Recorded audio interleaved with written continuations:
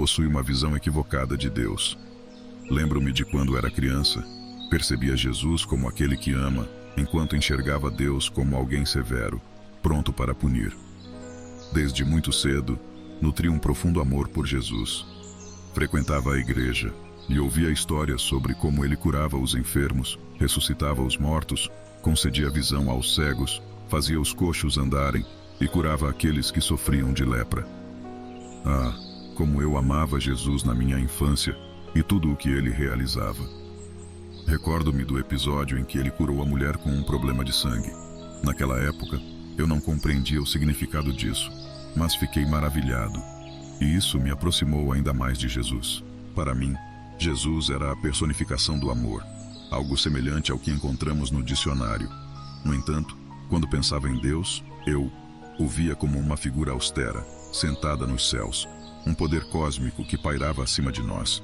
Tinha a imagem de Deus com a mão erguida em ira, o punho cerrado, empunhando uma espada, como se estivesse à espera de qualquer deslize meu para desencadear sua ira infinita sobre a minha vida. Acreditava que ele esperava ansiosamente o momento de me julgar, aguardando o dia em que poderia me condenar ao inferno, onde eu queimaria eternamente. Tinha medo de Deus. Não o via como um pai amoroso, o que na verdade constituía uma concepção errônea de sua natureza. Deus não é um Deus impiedoso, alguém que busca oportunidades para punir as pessoas por seus erros. Ele não se dedica a esperar ansiosamente que cometamos equívocos para que possa nos castigar.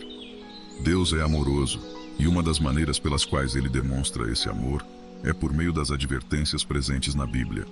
Ela está repleta de advertências, repetidamente nos orientando a evitar determinadas condutas, pois ele nos ama profundamente. Deus não seria um pai amoroso se nos visse caminhando em direção à destruição e se mantivesse em silêncio. Se alguém que amamos estivesse indo em direção a um abismo, não hesitaríamos em adverti-lo. É isso que Deus faz por meio de suas escrituras. Ele nos adverte. Deus está ciente de tudo.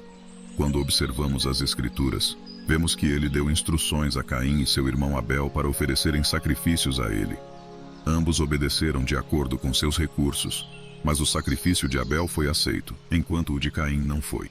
A raiva tomou conta de Caim. No entanto, Deus não esperou que Caim cometesse um erro para então se regozijar em puni-lo. Em vez disso, ele o advertiu. Deus sinceramente não desejava que Caim pecasse. Ele tentou orientá-lo para evitar tal destino. Infelizmente, Caim não deu ouvidos às advertências de Deus, como descrito em Gênesis 4, versículos 6 e 7, onde o Senhor lhe pergunta: por que você está com raiva? E por que o seu semblante está caído? Se você fizer o bem, não é verdade que será aceito? Mas se não o fizer, saiba que o pecado espreita a porta. O seu desejo será contra você, mas a você cumpre dominá-lo. Deus adverte contra o pecado à nossa porta, mas muitas vezes, como seres humanos, optamos por não ouvir. Ignoramos os avisos de Deus e em seguida culpamos Deus quando enfrentamos dificuldades. No entanto, Deus não nos força a não cometer erros. Ele simplesmente nos adverte. Com frequência, desobedecemos a esses avisos, e isso tem consequências. As advertências de Deus são um ato de seu amor, não uma tentativa de punição. O mundo está mudando e vivemos em tempos em que as pessoas evitam a sã doutrina, optando por seguir doutrinas de demônios, como mencionado em 1 Timóteo 4, versículo 1. O mundo tem sistematicamente excluído Deus de todas as áreas da vida, substituindo-o por sistemas de pensamento falhos. O vocabulário foi adaptado para acomodar práticas malignas e doutrinas enganosas. A palavra pecado quase desapareceu do discurso contemporâneo, com receio de parecermos críticos. Em vez de chamar o pecado pelo nome, procuramos termos mais suaves, como erro, vício ou má decisão. No entanto, isso não altera a realidade do pecado. A Bíblia alerta sobre esse afastamento da fé, conforme 2 Timóteo 4, versículos 3 e 4, quando as pessoas deixarão de tolerar a sã doutrina e seguirão seus desejos, voltando-se para doutrinas enganosas. Portanto, é fundamental chamarmos o pecado pelo que é e não nos iludirmos com termos mais brandos.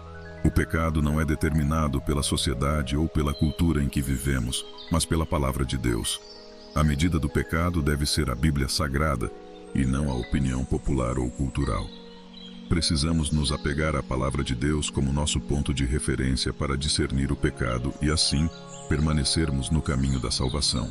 A Bíblia nos fala da soberania de Deus de várias maneiras, como em Isaías 40, versículos 12 a 14, onde descreve a magnitude de Deus ao medir as águas na palma de sua mão e estender os céus com seu toque. Ele segura o pó da terra como se fosse algo a ser carregado em um cesto e equilibra as montanhas com precisão, considerando as colinas com uma balança.